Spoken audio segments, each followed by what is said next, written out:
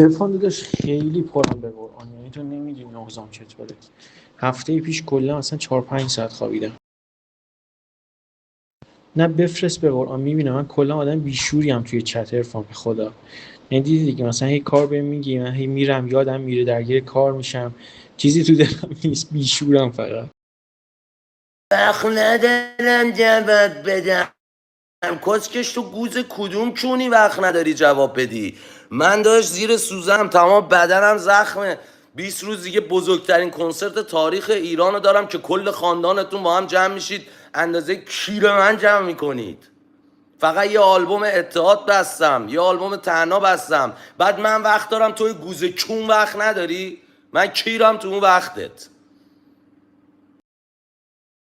حاجی به مولا همینم، یعنی فکر نکنم الان چیز میشه. حواسم بیشتر جمع میکنم که چک کنم و اینا، ولی به خدا میدونم که این تکرار میشه. یعنی من خوبیای زیادی دارم، اینا بدیهای زیادی دارم. خود یک بدیام، ولی فکر نکنم به قرآن منظوری دارم، اینا دهنت سرویس. ولی حاجی شرایط من واقعا از اینم بیشتر بده.